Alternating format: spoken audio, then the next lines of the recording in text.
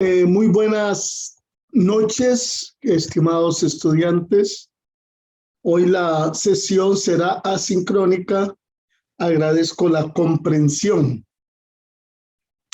El punto de partida de la fundamentación teórica es Luis Ignacio González Faust, Juan Luis Ruiz de la Peña, Luis Ladaria, en lugar de una D es una L, Introducción a la Antropología Teológica. De ahí pueden encontrar muchos de los temas que ustedes tienen que trabajar. Dejé la conclusión el lunes pasado para recuperarla ahora, para hacer un entronque entre la clase última. Es urgente establecer las razones de la esperanza. Y es aquí donde encontramos una razón para la esperanza en frente de la desesperanza. La crisis más grande no es la política ni la económica, sino la crisis de la esperanza, que se vive en un sentimiento de derrota ante el caos y el desorden que actualmente reinan en el mundo. Sería como una actualización del concepto de la creación desde el caos, una actualización. Ahora vamos a tratar otro tema de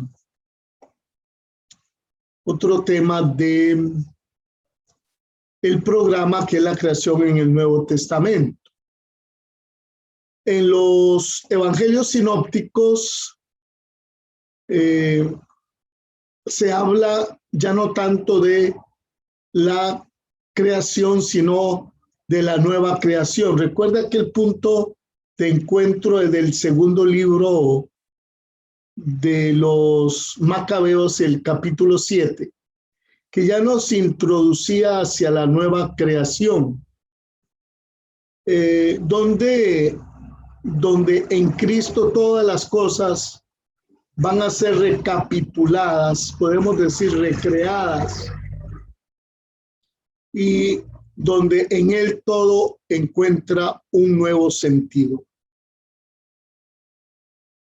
Vamos a ver en los evangelios sinópticos algunos elementos sintéticos.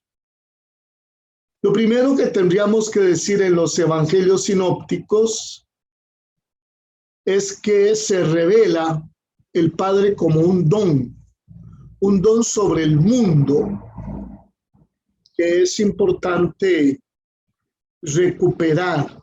El otro elemento que es importante enfatizar en los evangelios sinópticos es la presencia del Padre, su trascendencia y la comunicación de Él a través de su Hijo primogénito, Jesús. Un tercer elemento sería como don, el Padre como don para la humanidad y para el mundo, que el signo distintivo que el Padre realiza en favor de los hombres es que se derrocha dando a su Hijo. El otro elemento, que sería el cuarto, es que la acción creadora continúa por parte de Dios y que tiene que ver con aquello que decía el Salmo.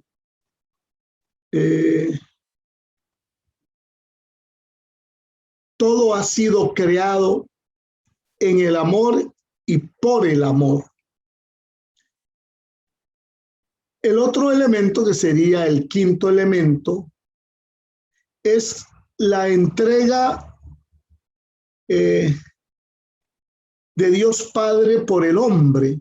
Hay un llamado a recrearse, a recuperar su imagen, y que a veces esa recuperación se ve nubolizada por el sistema económico, político que nos gobierna, como que esa dirección que en el plan que Dios le ha puesto según el pensamiento cristiano, el sistema económico lo ha desviado de ese plan, y que entonces el ser humano no se mira en ese plan, sino que vive al margen de Dios Padre, con todas las consecuencias que eso conlleva. El otro elemento es: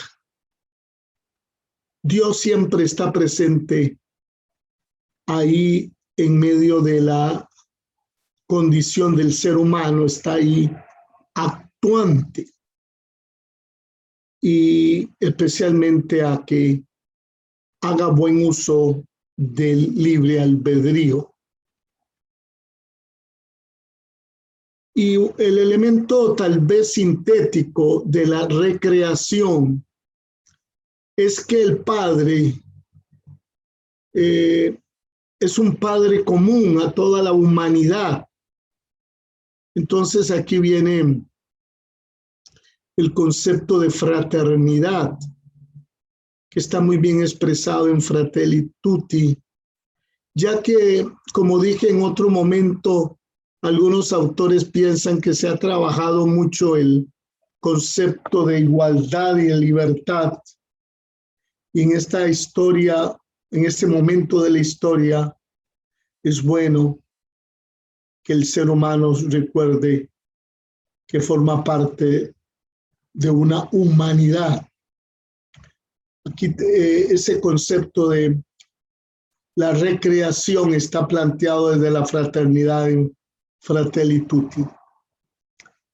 Entonces, una conclusión primera: se plantea el señorío de Dios, pero no un señorío de dominancia, que no es miedo que hablar de dominancia, sino un señorío de presencia salvífica, liberadora, cercana, porque el concepto de señorío podría plantearse como un concepto de dominancia, de dominación, sino más bien hacer la diferencia, como dice Karl Barth: Dios es Dios y el ser humano es el ser humano, es la criatura, donde todo es reflejo del amor de Dios.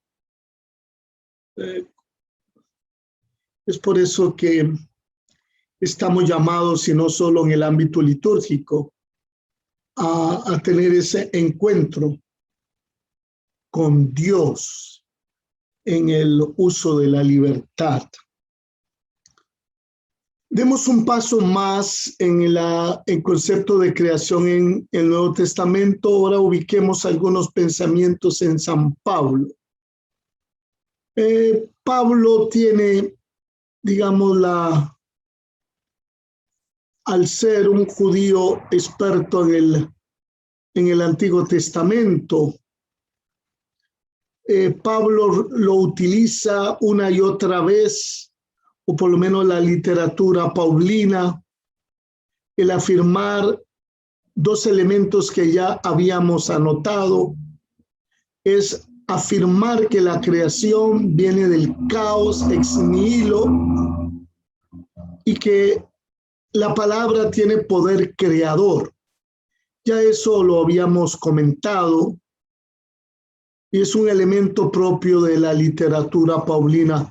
Esos dos elementos: la creación viene del caos, ex nihilo, y que la palabra es creadora.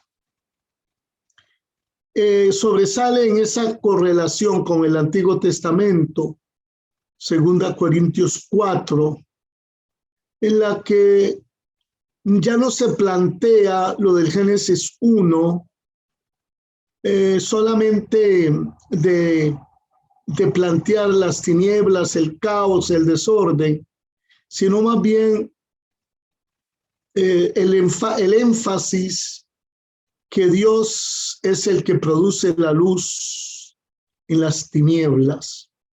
Como que el caos no es solamente caos, sino que del caos y el desorden y en las tinieblas también puede proceder la luz. Que esto también de otra manera lo plantea el Evangelio de San Juan.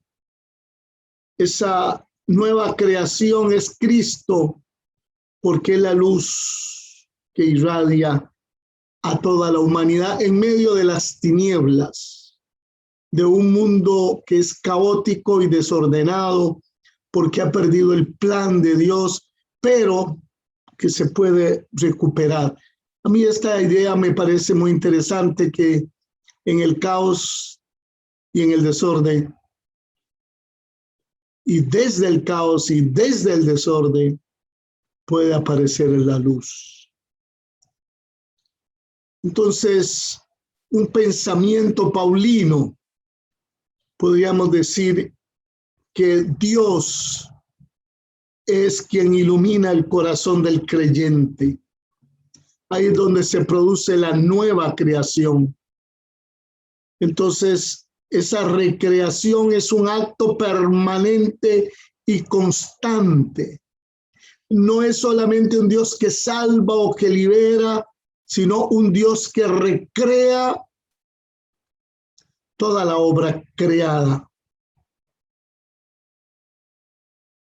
Donde Dios está siempre la luz. Dios sigue actuando en el mundo, y eso estamos hablando de la nueva creación. El creador, yo insisto que no es solo un asunto de salvación y de redención, que eso es central, sino que el creador sigue actuando en medio de la humanidad. Digámoslo así, Dios no está silenciado.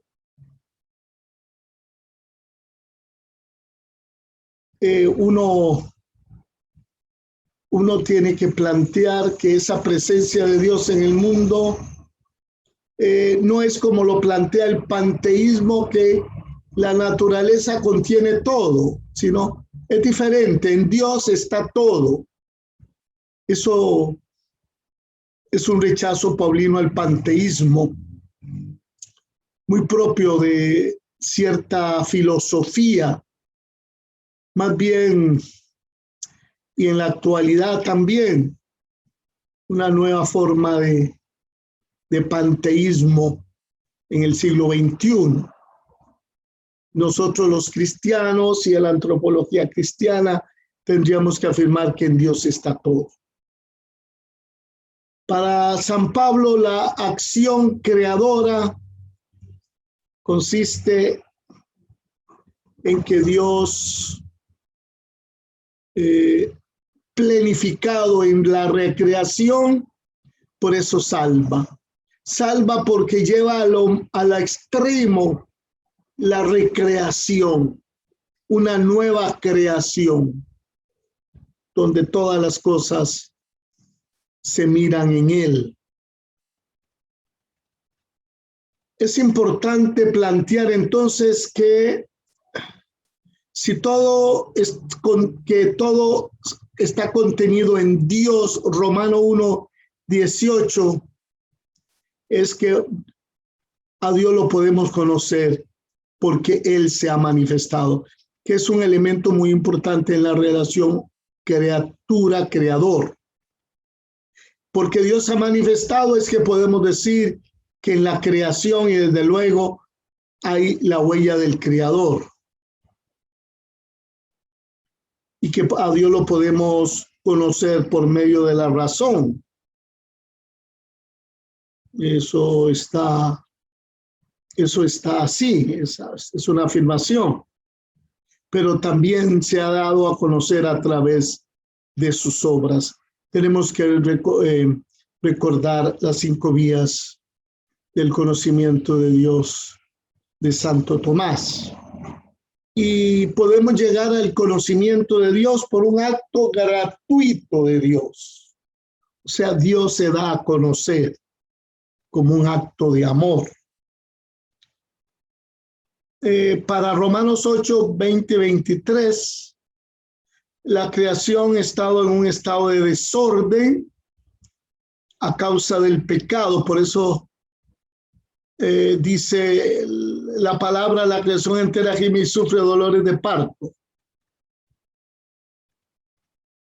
A pesar de que cuando afirmamos la obra creada por Dios, no deja de reconocer a través del pecado el desorden en la humanidad. También una afirmación paulina que aparece 1 Corintios 8:6. En Cristo son todas las cosas y en el cual todos somos nosotros.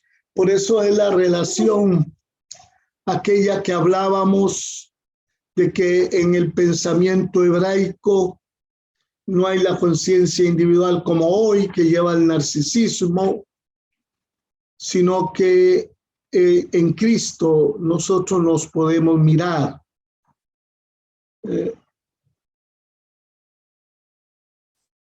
Dios está presente en la humanidad para unir a todos los seres humanos. Somos una sola familia, un solo cuerpo, la humanidad. Esto creo que es muy interesante y es donde parte Fratelli Tutti. Entonces, Pablo aplica a Cristo el Antiguo Testamento, donde se hace una distinción para superar la mitología pagana de los pueblos que están alrededor de Israel, y da un paso adelante, donde a través de Jesucristo, el acontecimiento redentor de Jesucristo, dice entonces que ya no solamente es una concepción mitológica lo que está dominando el pensamiento, la explicación de las fuerzas históricas, sino que toda la historia tiene su significancia en el acontecimiento Jesucristo. Recordemos lo que dice 1 Corintios 1, 15, 20. Él, Cristo, es imagen del Dios invisible y primogénito de toda creación, porque en él fueron creadas todas las cosas en los cielos y en la tierra, las visibles y las invisibles, todo fue creado por él y para él. Él existe con anterioridad a todo y todo se mantiene en él tiene su consistencia. Aquí tratamos el tema del primogénito, lo que está planteando el término primogénito en Pablo, en Colosenses, decir que Cristo está por encima de cualquier otra cosa. Es verdadero Dios y verdadero hombre. Ahí radica su dignidad y su identidad.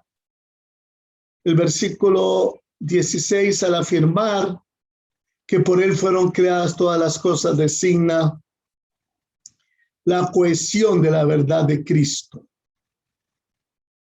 En el versículo 18, el texto paulino muestra a Jesús como cabeza y cuerpo de la iglesia.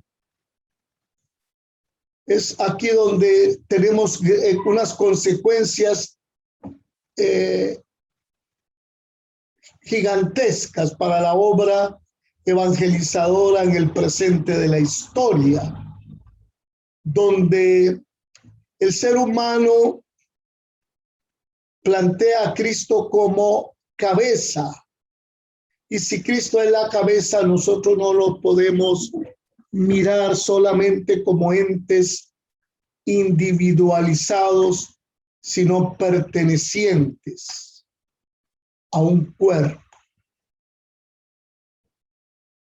Entonces, desde ese momento es importante reconocer la presencia de la humanidad en torno a la persona de Jesús, en la cual cohesiona y cambia absolutamente las relaciones humanas, las relaciones internacionales, la relación de los pueblos, porque si Él es la cabeza y su Padre es nuestro Padre, la fraternidad es lo que está en juego en el día de hoy. Y tal vez un poquito el prólogo de San Juan, en la que se plantea una nueva semana creadora de Dios, que sería una relectura del Génesis 1 a partir del acontecimiento Jesucristo. En el principio. Entonces, lo que está planteando se consigna, lo que hemos dicho ya, la creación por la palabra, pues todo se hizo por ella y sin ella nada existe. Aquí hay una relectura de la versión del Génesis 1, de la versión sacerdotal, en la cual la nueva creación brota del poder de la palabra, y esa palabra encarnada en la historia humana, eso trae consecuencias muy grandes, inclusive para la institucionalidad, porque la institucionalidad también toca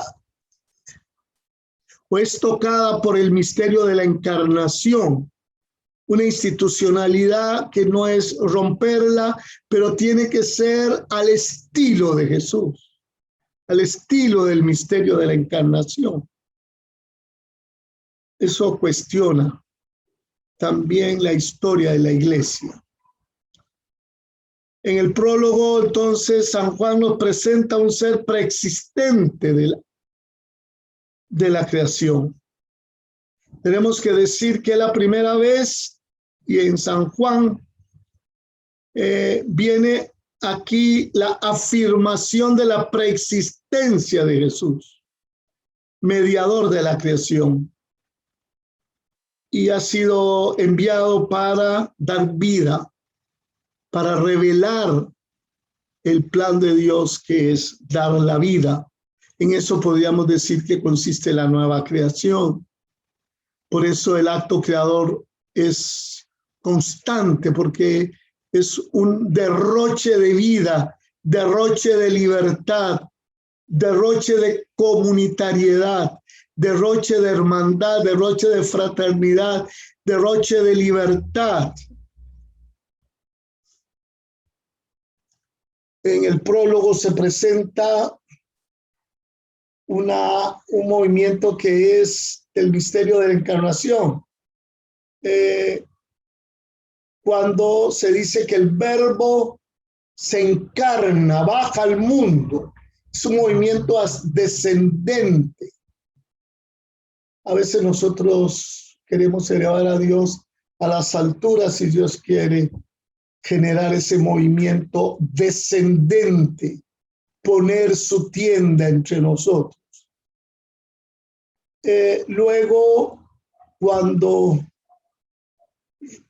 aparece el movimiento ascendente, es cuando Jesús vuelve al Padre después de haber recreado todas las cosas, que sería la acción del verbo hecho hombre, es recrear todas las cosas. Es la obra de la recreación. O sea, Dios no se cansa de hacer de la creación una novedad. Por eso la gracia y la verdad se nos ha dicho que nos ha llegado por Jesucristo, vida de Dios, que se comunica. Ese pensamiento es muy importante. Y ya el versículo 4 muestra cómo todas las cosas proceden de Él, y especialmente la vida de los hombres, donde Jesús como que le da la firma cuando dice: yo soy el camino, la verdad y la vida. Es ese derroche donde la recreación es un derroche de esos elementos que anteriormente había estado analizando. Y en el relato de la resurrección hay unos elementos que son importantes. Dice que hay un nuevo huerto, hablando del paraíso, y un nuevo jardinero. Cuando en la escena ubican el relato de la resurrección para enfatizar, hacer referencia al Génesis, donde en Jesús se consuma la obra de la nueva creación. Aquí hemos dado unas pistas sobre el concepto de la creación. Ahora, para dar la idea, pero así está hecho el programa, y vamos a ser fieles a ese programa, que por cierto hay algunos que todavía, disculpe que insistan, porque si no, no va a poder dar a la nota. Ustedes tienen una responsabilidad de firmar en la aceptación del programa. Es el concepto de imagen. Hemos hablado del concepto de criaturidad. Ahora pareciera que nos devolvemos otra vez al Génesis, al Antiguo Testamento, pero el tema es el que cambia.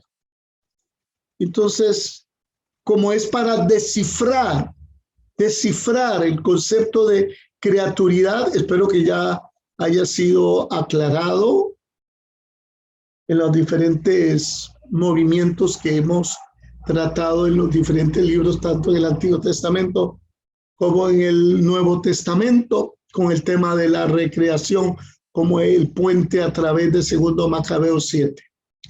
Ahora vamos a iniciar un nuevo tema, que es la imagen y semejanza. Tendríamos que utilizar 3 verbos que ya ustedes conocen. El verbo basar, lo que significa es ser carne,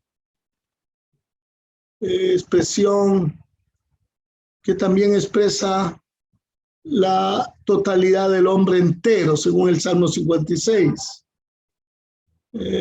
Basar, porque hablamos de cierta comunión de vida. Vamos a usar ese concepto. Imagen hablamos de cierta comunión de vida.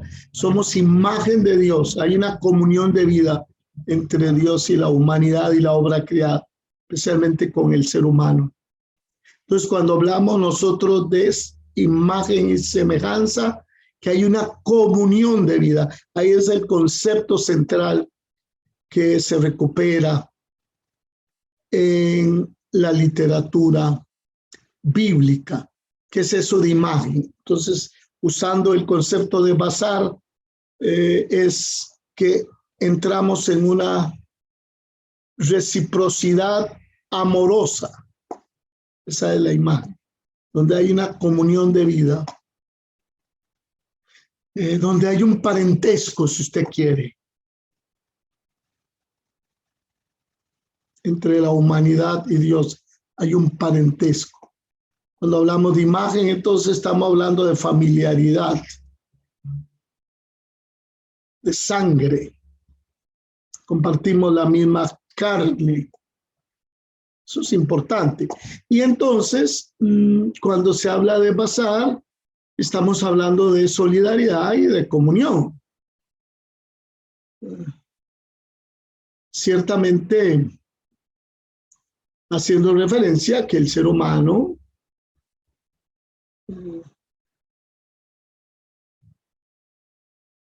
es un ser limitado,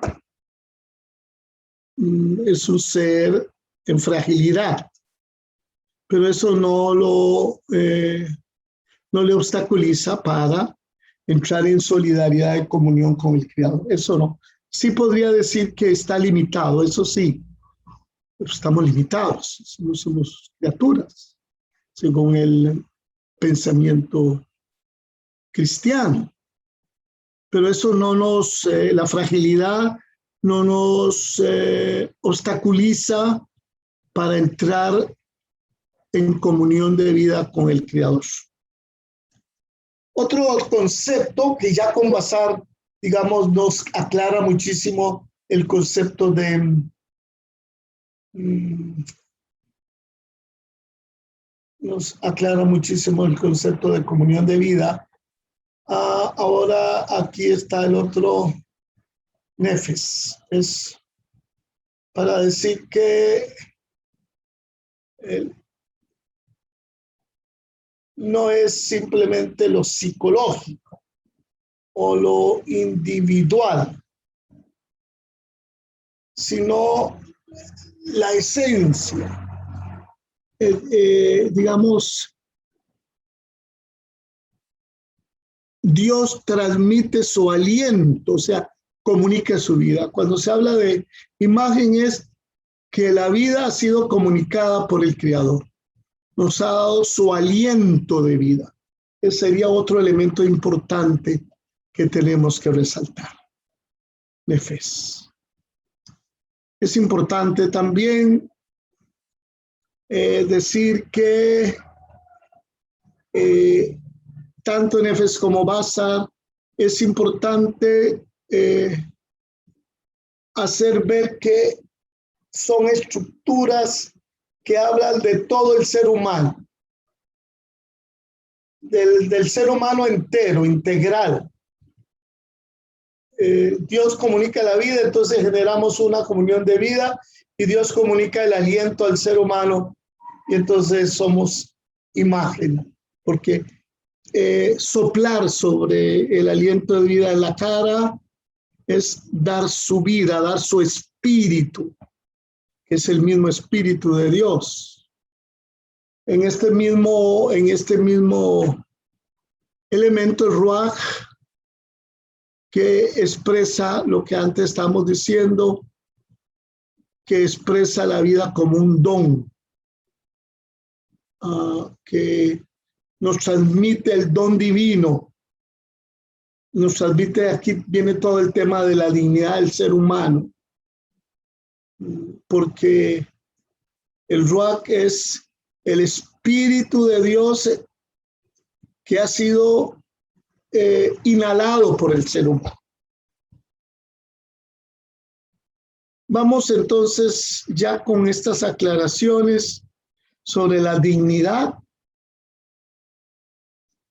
desde el concepto de Ruach, el concepto de Nefes o Nefes, sobre el principio vital y el otro sobre la comunión de vida. Basar nos aclara muchísimo el concepto.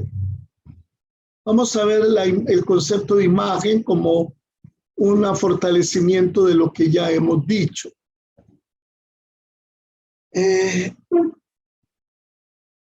Lo esencial en el Génesis 2 es el énfasis de que Dios hace del barro al hombre, lo conduce por el desierto y lo conduce al paraíso nuevamente. ¿Para qué? Para dar vida, para dar libertad.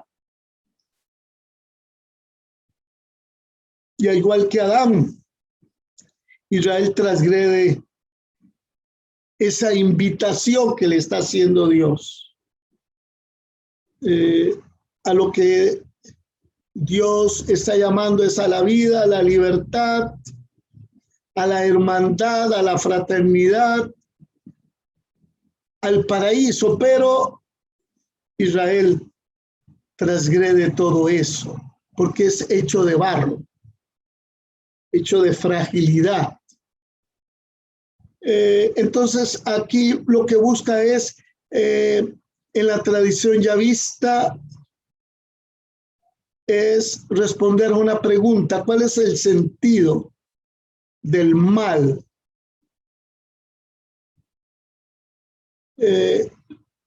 Primero, Dios ha creado la vida, ha dado la vida, ha hecho que todo exista y lo que es el entorno del hombre exista. Permanentemente a través de la historia de la salvación, lo que ha hecho Dios es que el hombre recuerde que está llamado a ser un ser activo en el mundo, co-creador, que está hecho para un plan y que tiene que ser responsable y libre. Eso es, podríamos decir, todo lo que el Señor quiere comunicarlos. Y la historia de la salvación no es más que Dios que quiere mostrarle al hombre cuál es el camino de la vida, de la libertad, de la hermandad, de la fraternidad. Y también de la relación con la trascendencia, que no es solamente una relación con lo creado y la criatura, sino con el creador. Tal vez es un elemento central, no solo del cristianismo, sino de las religiones, con todas las implicaciones en la dignidad del ser humano, en la concepción de la trascendencia y de lo sobrenatural. De esta manera, según los conceptos que hemos visto, aquellos tres palabras, es el soplo de Dios. O sea, cuando Dios sopla, está ligado el hombre con Dios, porque no es aliento de vida, no solo da aliento de vida, sino genera un vínculo, un ligamen que ya nadie lo puede romper. Es una relación que viene desde el origen. No solo sopla vida, sopla comunión también con Dios y con toda la tierra. Esto es importante. Versículo 2, capítulo 2, versículo 7. Aunque también ser barro habla de la fragilidad. Y un elemento que es novedoso, que la tierra no es un mundo hostil. Es la huella de Dios, no es un mundo hostil. Esto es un elemento muy importante, y Laudato Si lo vuelve a recuperar, y toda la doctrina social de la Iglesia, concepto de la creación. Sobre este tema de la imagen, en Génesis 2, 8, 17, vamos a ver un tanto el paraíso en esta antropología.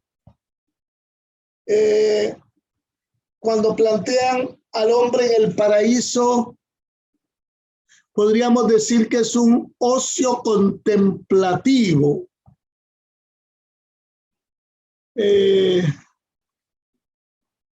Podríamos decir que el ser humano no es un ser esclavo. Recuerde que para el mundo griego el trabajo era propio de los siervos y el ocio es propio del hombre filósofo. Entonces, en el mundo, en el huerto, está el hombre en un acto contemplativo. ¿Qué significa eso? El ser humano no solo está para cultivar la tierra, sino para contemplarlas, cuidar y cultivar. O sea que esas dos acciones es lo que podríamos llamar hombre libre. Hombre libre. Donde aquí es donde hay la diferencia que decíamos, que el señorío del hombre sobre la creación no es para explotarla, sino para contemplarla. podríamos decir que hay que hablar más de contemplación de la obra creada. Lo contrario es la explotación. El ser humano es puesto en el paraíso para cultivar la tierra y contemplarla, no para ser esclavo. En el Génesis 2, 16, 17, aquí el tema es la transgresión. Todo lo que sea transgresión es muerte en la antropología cristiana, judeocristiana. Y lo contrario es la obediencia. La obediencia nos da libertad y vida. La obediencia al plan de Dios. La escucha a Dios. Las consecuencias. Hay consecuencias positivas y negativas. ¿Cuáles son las consecuencias de esto? Las consecuencias de la obediencia y las consecuencias del mandato para no ir a la muerte. O sea que Dios está pensando que el hombre es capaz de responder y también de negar al mismo Dios, esa doble condición. Dios lo crea estructuralmente capaz de desobedecer.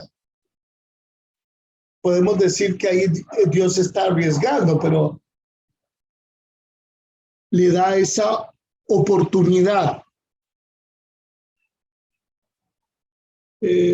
Claro que Dios espera una respuesta positiva. Dios espera que el ser humano sea contemplativo, en buen sentido de la palabra, dependiente del Creador. No que sea aliene a nada, sino que sea un hombre auténtico, capaz de responder con responsabilidad, que sería ese tipo de relación que esperaría Dios de la humanidad. Hay un elemento que es importante, es el concepto de la creación de la mujer. En realidad, este elemento es un momento controversial, en realidad. Primero tendríamos que decir que dice que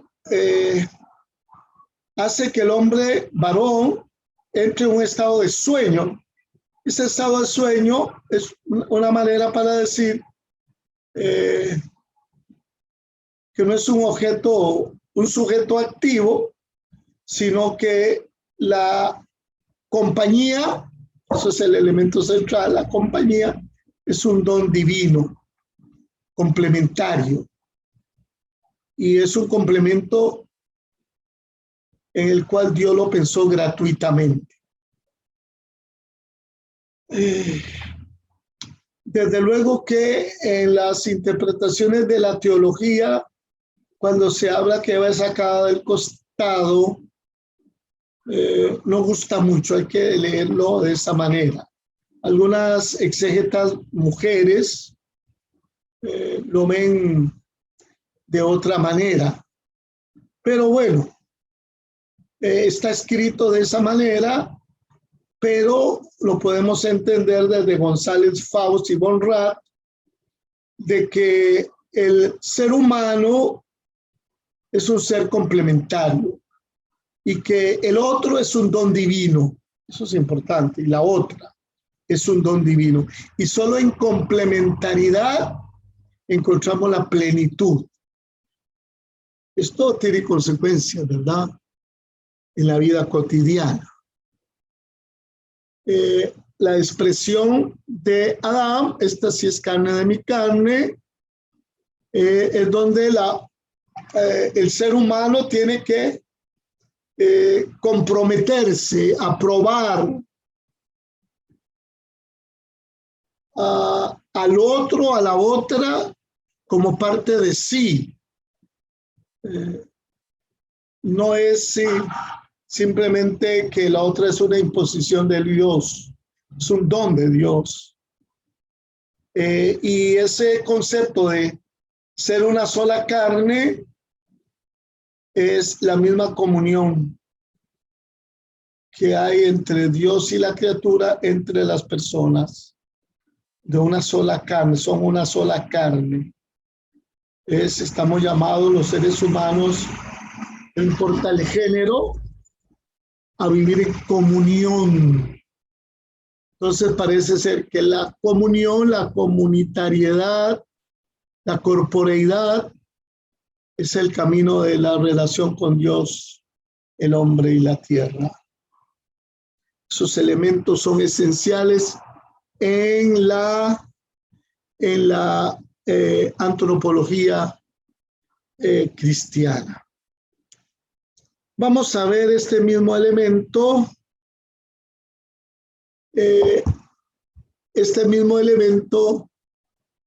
en el Nuevo Testamento. Distinción entre imagen y semejanza. En el Nuevo Testamento, ¿qué significa la semejanza? Tal vez el concepto de semejanza es más claro el concepto de imagen, que ya lo hemos trabajado, pero digamos el aspecto a resaltar aquí sería ese halo de vida hace que nosotros nos miremos como un espejo en nuestra condición de semejanza en la dignidad. Al ser imagen, entramos en una comunión y esa comunión con Dios nos eleva a nuestra dignidad humana. También manifiesta la unicidad, esa integralidad que anteriormente estábamos hablando, una unicidad corporal. Somos de la misma carne, la misma sangre. El hombre como inseparable, cuerpo, espíritu, mente, diría Emmanuel Mounier, perdón. Esa unidad, cuerpo, mente, espíritu. Digamos, podríamos hacer esos tres elementos del personalismo, pero nada más es pedagógico, porque hay una unidad inseparable.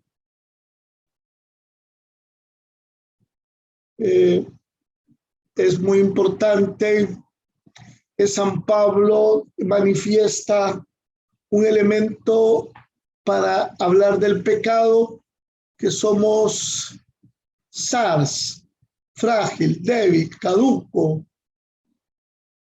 El ser humano inclinado al desorden, pero también el ser humano llamado a ser imagen plena de Dios en Cristo. Hay esa doble atracción en la que en Cristo nos podemos realizar de una manera plena, ya que no lo pudimos haber hecho en Adán. Entonces, los elementos centrales en las que Pablo plantea el concepto de imagen y semejanza, habla de las deficiencias. Para lograr esa imagen y semejanza, no planificada. Solo en Cristo vamos nosotros a ser planificados como en la imagen del hombre nuevo, porque somos caducos y la condición de pecado. Entonces, ¿qué significa la imagen de Dios? Algunos elementos que es importante que usted lo anote. ¿Qué significa sintéticamente el ser imagen de Dios? El ser racionales es una imagen estática en el sentido de que estamos llamados permanentemente a ser lo que somos. También el otro elemento es en el alma, somos espíritus inmortales. Hay un espíritu que nos atrae hacia lo sobrenatural.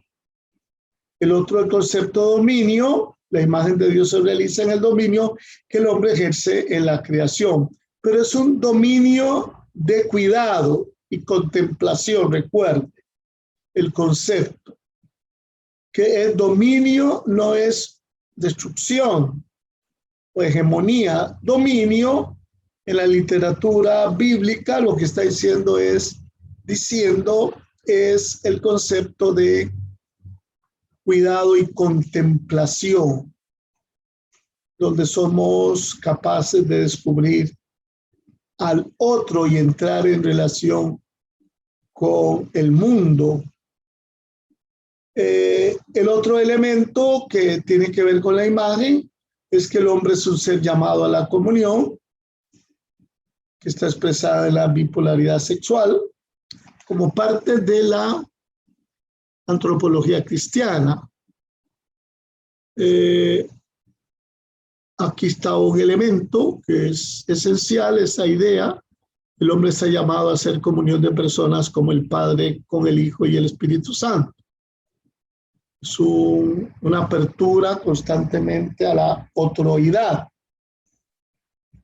una apertura al otro y una apertura al gran otro, a aquel.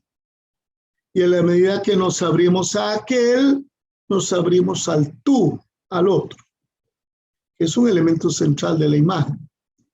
Y un elemento también de la imagen es el dato de la libertad.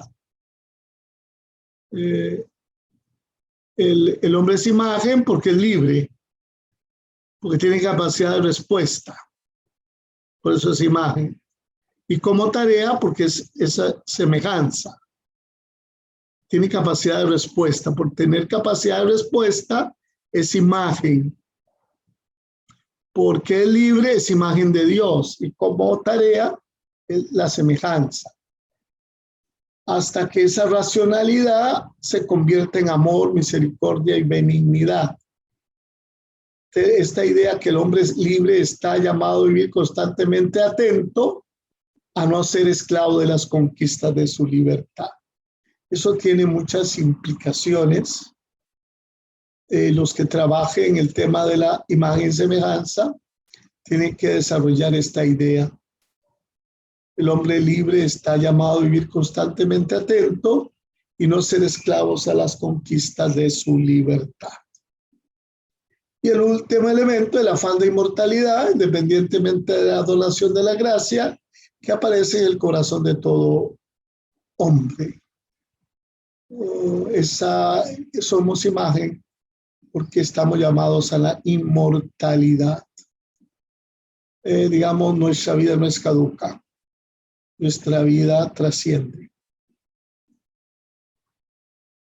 Permítanme terminar esta parte con un texto de San Agustín. La imagen de Dios implica la responsabilidad de un dinamismo que tiene fin. Es algo que se debe realizar en la historia personal y comunitaria, atendiendo a la búsqueda de su corazón. Nos hiciste para ti y nuestro corazón no descansará hasta que descanse en ti. San Agustín. De esta manera me han permitido ustedes desarrollar, y voy a terminar aquí para el 28 iniciar con un nuevo tema sobre la creatividad. Hemos trabajado el ser criatura, el ser imagen y ser semejanza en la revelación. Ahora la siguiente reflexión va a ser un elemento, especialmente la antropología y la cristología, y un poco el análisis sobre Karl Barth y Karl Rahner. Un poco estas dos propuestas de estos autores sobre la antropología cristiana, la versión de Barth y la versión de Karl Rahner. Entonces, aquí ya vamos avanzando hacia otros conceptos que espero que les esté ayudando para ir clarificando la propuesta de la antropología cristiana, la antropología teológica, partiendo de la revelación.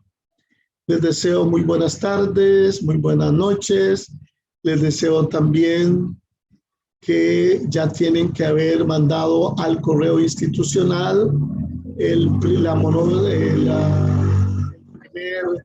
trabajo teórico que luego tendrían que ustedes aplicar a una población concreta, ese mismo tema. Y posteriormente la monografía que ustedes luego tendrían que presentar.